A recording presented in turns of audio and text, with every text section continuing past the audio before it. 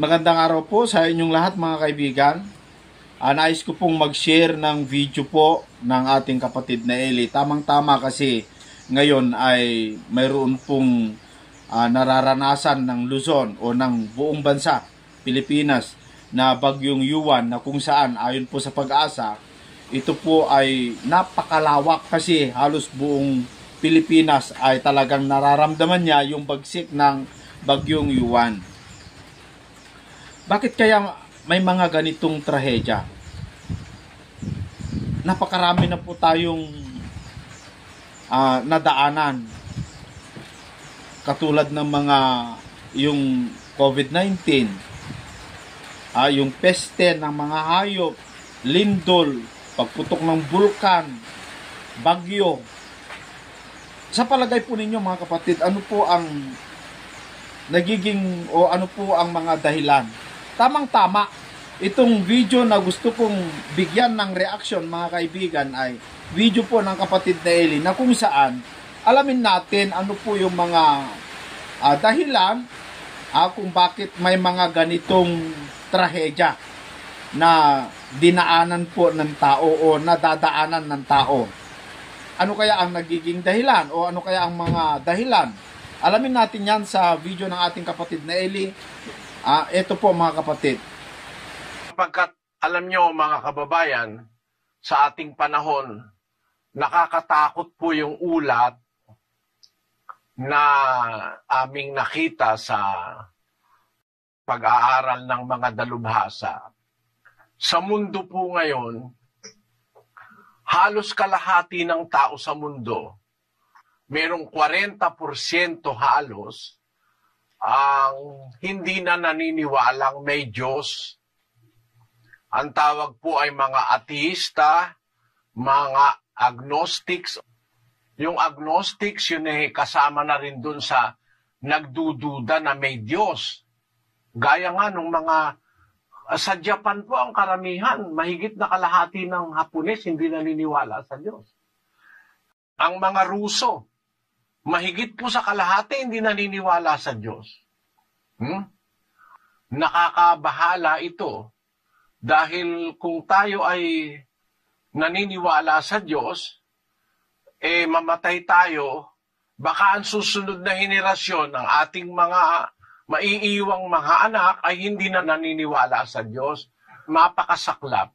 Kaya ang Diyos mula sa pasimula, nagsalita siya kay Adan, nagsalita siya kay Cain, nagsalita siya kay Abel, nagsalita siya kay Abraham. Sa pamamagitan ng anghel, kinausap niya si Abraham. Nagsalita siya sa panahon ng mga patriarka. Sa panahon ni Moises, nagsalita rin siya sa bundok ng Sinai. At yan ay natala sa kasaysayan. Alam naman ng lahat na talagang mayroong Moises, mayroong Israelita na inalis niya sa Ehipto, na inaalipin ng mga Ehipsyo. At nagsalita siya sa maraming paraan para ang tao wag mawalan ng tiwalang may Diyos. Kaya lang ang salita ng Diyos hindi nila naiintindihan. O kaya sinasabi na kung bakit ganon, mayroong mga napapahamak, mayroong mga dinadatnan ng mga iba't ibang kalamidad. Ang ibig daw sabihin nun, walang Diyos. Alam nyo, yun nga ang nagpapatunay na may Diyos Kasi, nung salitain niya ang kanyang salita, meron siyang mga babala sa tao, na pag ang tao'y napakasama na ng ginagawa, magpapasapit siya ng mga kalamidad. Magpapasapit siya ng mga sakit, para maintindihan ng tao na makapangyarihan siya sa lahat, para ang tao'y sumunod sa kanya, sa kanyang ikabubuti ng ating sarili. Tinan po ninyo ang salitang ito. Salita ito ng Diyos sa mga Israelita. 28:15 ng Deuteronomio. Ngunit mangyayari na kung hindi mo didinggin ang tinig ng Panginoon mong Diyos, na isasagawa ang lahat ng kanyang mga utos at ang kanyang palatuntunan na aking iniuutos sa iyo sa araw na ito, na ang lahat ng sumpang ito ay darating sa iyo at aabot sa iyo. Susumpain ka sa bayan at susumpain ka sa parang. Susumpain ang iyong buslo at ang iyong palayok. Susumpain ang bunga ng iyong katawan at ang bunga ng iyong lupa, ang karagdagan ng iyong bakahan at ang mga anak ng iyong kawan. Susumpain ka sa iyong pagpasok at susumpain ka sa iyong paglabas.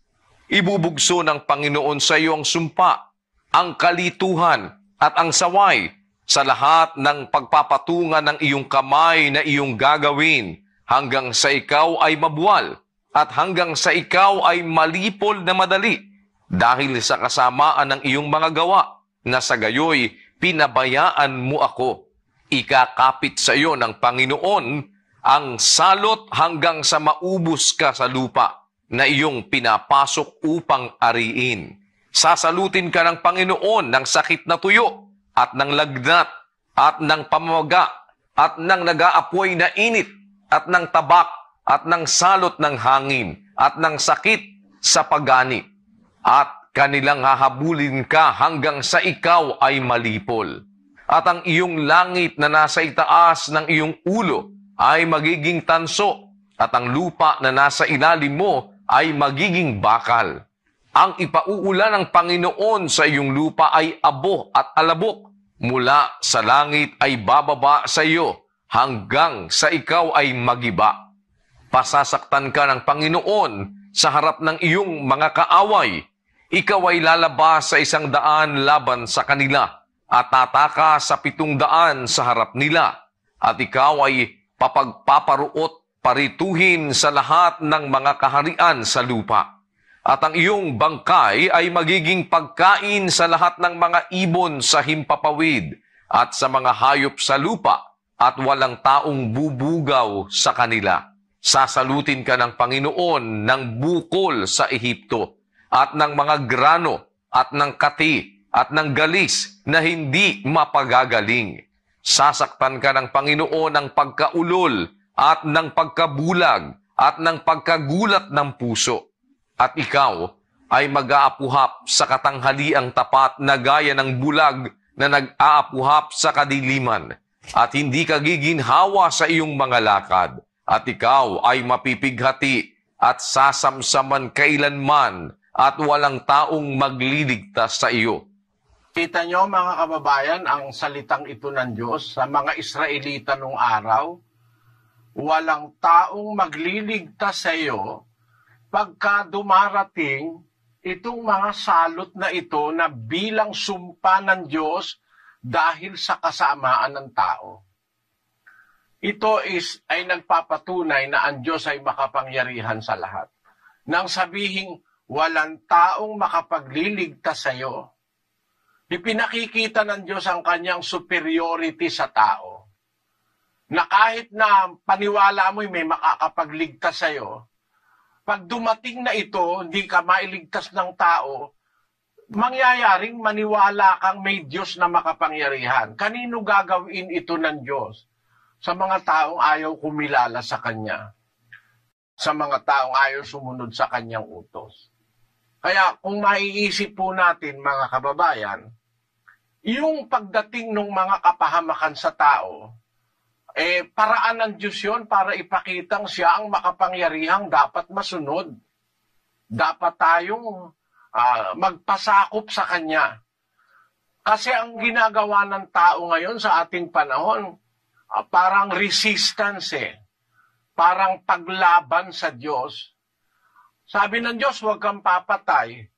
Ang tao pumapatay, mamamatay tao. Sabi ng Diyos, igalang mo ang iyong ama't ina. Ang maraming kabataan ngayon, walang galang sa magulang. Sabi ng Diyos, huwag kang mangangalunya. Marami ngayon mag-asawa, hindi tapat sa isa't isa. Ang sabi ng Diyos, huwag kang magsisinungaling, huwag kang mandadaya. Mga tao'y mandaraya. Kung magpapatuloy na tayo'y relax lang sa paggawa ng masama, hindi kikilos ang Diyos, yung mga tao naniniwala sa Diyos, hindi na rin maniniwala, mahahawa na dun sa kasamaan. wala nang matitirang mabuti. Kaya ang pagkilos ng Diyos, kuminsan pati nga yung bagyo, galing sa Diyos yan eh. Yung sinasabi ni Jeremias, magpapabugso ng bagyo ang Diyos at maraming mamamatay. Totoo naman eh. Pakinggan nyo sa 25:32 ng Jeremias. Ganito ang sabi ng Panginoon ng mga hukbo, narito, kasamaan ay mangyayari sa bansa at malakas na bagyo ay ibabangon mula sa kahuli-hulihang bahagi ng lupa. At ang mapapatay ng Panginoon sa araw na yaoy magiging mula sa isang dulo ng lupa hanggang sa kabilang dulo ng lupa. Sila'y hindi tataguyan o dadamputin man o ililibing man. Sila'y magiging dumi sa ibabaw ng lupa. Yung nangyari sa Leyte, sa Bisaya, hindi pa yan eh. Kasi darating pa yung bagyo na yan na ang kanilang bangkay hindi na madadampot o ililibing man. Sa dami ng mapapahamak, wala nang maglilibing. Magiging dumi na lang sila sa ibabaw ng lupa. Ngayon, bakit ko po binabasa ito? Para takutin kayo, mga kapatid? Hindi po. Para ipagpauna sa inyo yung sinasabi ng Diyos na pagka tayo nagpakalugmok-lugmok na sa kasamaan, pagdating ng bagyo, ng galit ng Diyos, ay mahihirapan tayong makatakas. Gaya na nangyari doon sa Leyte at sa ibang parte ng Bisaya. Wala, kahit mayaman, kahit na may tungkulin, pag dumating yung galit ng Diyos, walang taong magliligtas sa'yo para ipakilala sa atin ng Diyos na makapangyarihan siya sa lahat, na dapat siyang masunod. Dahil hindi natin siya sinusunod, kaya dumadating ang bagay na ito, nagagalit ang Diyos sa tao. Kasi nawiwili na tayo sa kasamaan. Ikaw man, may anak ka, alam mo namang yung anak mo ay gumagawa ng mali. Pagka mahal mo yung anak mo, pinagmamalasakit mo, papaluin mo para wag magpatuloy sa mali. Ganun po ang trato nating mga magulang sa anak. Sinasaway natin ang ating mga anak pagka mali na ang ginagawa. Ang paraan ng Diyos para sawayin tayo, kung minsan, inuutusan niya yung hangin, inuutusan niya yung tubig, nagpapalindol siya para maalaala mo, kaya lumilindol eh. Nakita nyo? Basahin natin ang Job 9:5. Na siyang naglilipat ng mga bundok at hindi nila nalalaman pagka nililiglig niya sa kanyang pagkagalit. Na siyang umuuga ng lupa sa kanyang kinaroroonan at ang mga haligi nito ay nangayayanig. Kita nyo? Napayayanig ng Diyos ang mundo, ang lupa, dahil sa kanyang galit. Nagagalit ang Diyos sa kasama ang ginagawa ng tao. Makatwiran lang naman na magalit ang Diyos eh. Kasi kung sasang-ayon siya sa kasamaan ng ginagawa ng tao, hindi niya ipaparamdam na meron siyang kapangyarihan, lahat na tayo, mamimihasa na tayong gumawa ng masama. Maiimpirno na lahat ng tao. Kaya para maiparamdam ng Diyos na siya ay nagagalit at hindi siya kumporme sa ginagawa at sa nagaganap ngayon, nagpaparamdam siya sa magitan ng lindol, bagyo, mga salot, mga sakit. Dalaga namang may Diyos. Ang Diyos nga ang pruweba ngang may Diyos, di nga tayo makalaban sa Kanya. Hindi nga natin siya pwedeng hindi pansinin eh. Pag umuuga na ang lupa kahit presidente, takot na eh. Kahit yung pinakamatapang na tao, pagka umuugan at naglilindol na, yan ang ibig kong sabihin. Yun po ang layo namin, mga... So, ayon po sa paliwanag po ng ating kapatid na Eli, mga kaibigan, yung lindol, yung bagyo, yung mga kalamidad, minsan ay paraan ng Diyos para tayo po ay makapag-isip-isip na mayroong Diyos na makapangyarihan na kahit yung mga imposibleng bagay tulad yung lindol, paano nayayanig ang lupa, yan po pala mga kaibigan, ayon sa Biblia na binasa ng kapatid na Eli ay kagagawan ng Diyos. Minsan ginagamit niya para maalala natin siya kasi tama naman ang tao kasi kung hindi niya paalalahanan, ay ang tao talagang sobrang napakasama na po, mga kaibigan. Pero sa aking palagay, yung sinabi ng kapatid na Eli, yung binasa niya doon sa Jeremias, na mangyayari yung ibibigay po o magaganap po yung puot ng Diyos sa mga tao na kahit yung mga bangkay ay wala nang makapaglilibing sa dami. Minsan nangyari yan sa Leyte nung araw yung tsunami, pero at least nailibing Pero yung magaganap doon sa Jeremias, wala na. Ang dahilan kung bakit minsan ang Diyos po ay nagagalit, dahil din sa kagagawan ng tao. Dahil ang tao, mga kaibigan, ay talagang itong mga tao, ayaw na nilang makinig sa Diyos. Ayaw na nilang maniwala sa Diyos. Kapag wala pong trahedya, minsan, ang tao, hindi na po nila naaalala ang Diyos, mga kapatid. Kaya, ang Diyos po, nagpapasapit ng bagyo kung minsan. Gaya po dito sa libro po ng Amos, na kung saan, sabi po dito, siya, yung Diyos, na gumagawa ng kanyang mga silid sa langit at kumatha ng kanyang balantok sa lupa. Siya na tumatawag ng tubig sa dagat at ibinubugso sa ibabaw ng lupa. Panginoon ang kanyang pangalan. Ang Diyos po pala, mga kapatid, kung bakit mayroon pong mga tsunami, may mga bagyo, ang Diyos po, kaya niyang gawin yon para maiparamdam niya sa tao ang kanyang galit. Kasi ang tao kasi minsan, mga kababayan, ay talagang hindi na po sila natatakot sa Diyos. Tignan nyo noong sa panahon ni Noe, doon po sa Genesis chapter 6, dito po sa verse 5, ganito po ang sabi po ng talata. At nakita ng Panginoon na mabigat ang kasamaan ng tao sa lupa at ang buong haka ng mga pag-iisip ng kanyang puso ay pawang masama lamang na parati. Ganun po kasamang tao At nagdamdam ang Panginoon na kanyang nilalang ang tao sa lupa at nalumbay sa kanyang puso. At sinabi ng Panginoon, lilipulin ko ang tao na aking nilalang sa ibabaw ng lupa, ang tao at gayon din ang hayop at ang mga umuusad at ang mga ibon sa impapawid, sapagkat pinagsisihan ko na aking nilalang sila. Umabot yung punto, sabi kasi ng iba, mga kaibigan, ang Diyos daw ay pag-ibig.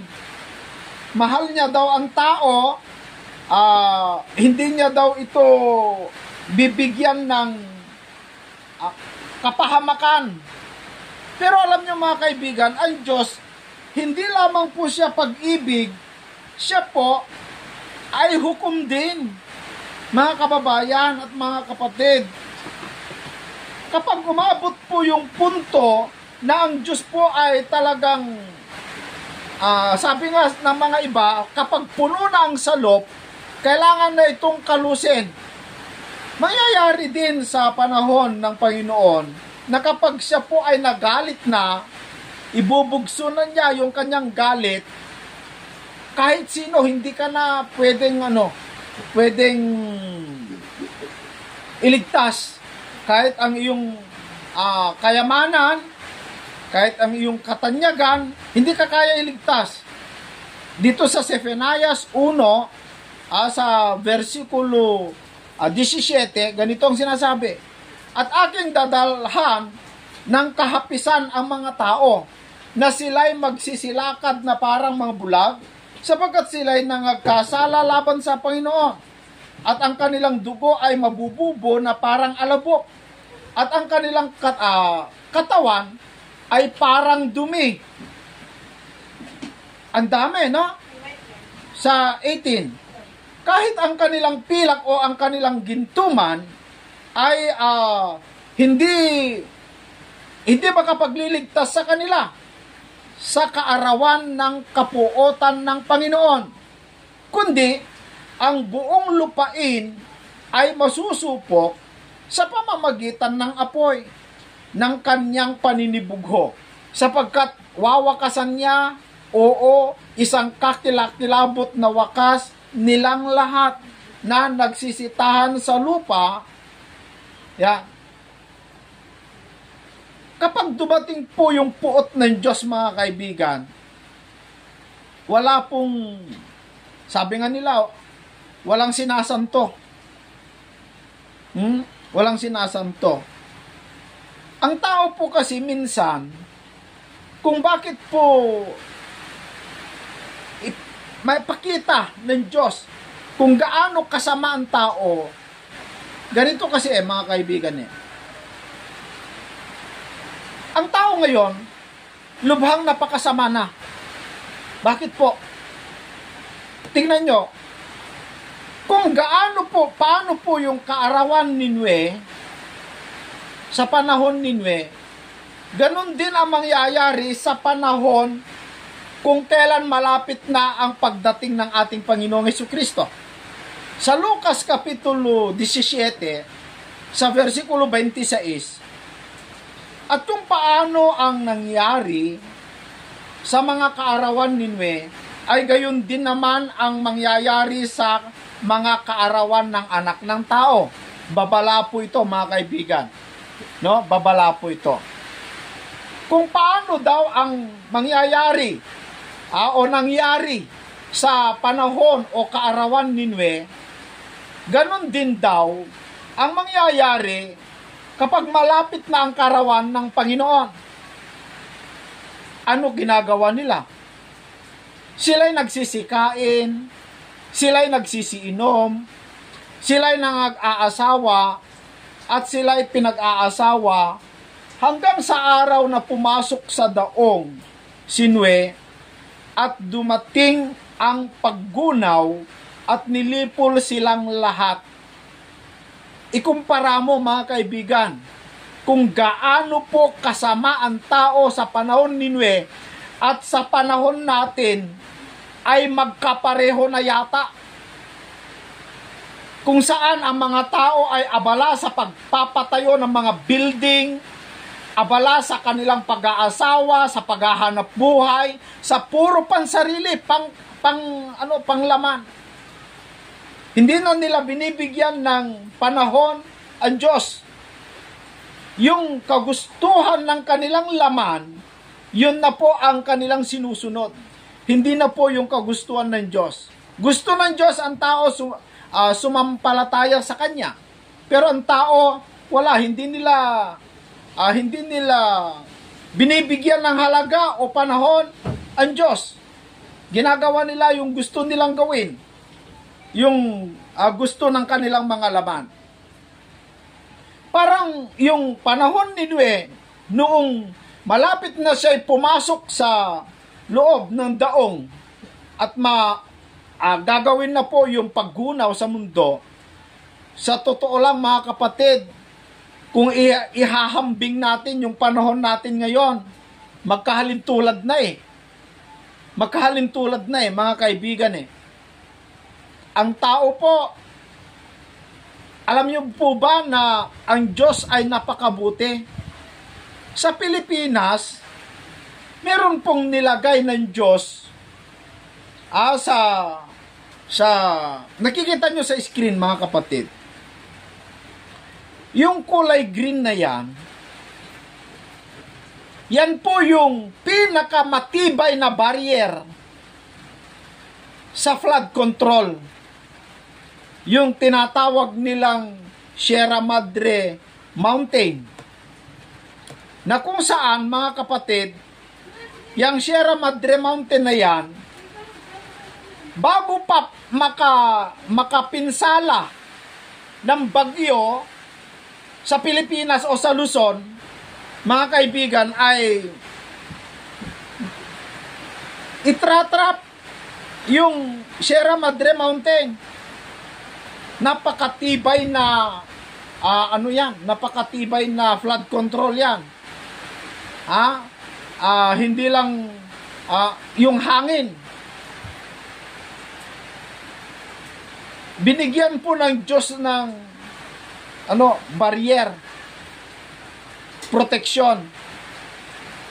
Pero ang tao po sa ngayon, sa matagal, mahabang panahon, mga kaibigan, walang gumalaw dyan po sa Sierra Madre Mountain. Pero bali-balita ngayon, mga kapatid, pinasok na ng mga minero. Pinasok na ng mga minero yung bundok na yan.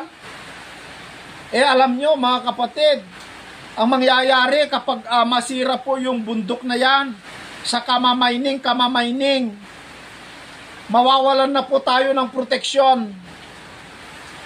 At hindi lang isa ang madadamay. Buti sana kung yung mga politikong mga tarantado ang madamay lamang po. Pero minsan kasi yung mga politiko, hindi pa sila yung madamay eh. Bakit po, mga kaibigan? Kasi kapag darating na po yung katulad yung itong nangyayari ngayon, kasi ito kasalukuyan ng bagyong Yuan. Ito daw yung pinakamahaba, pinakamalaking bagyo na sumakop sa buong Pilipinas, mga kapatid. Alam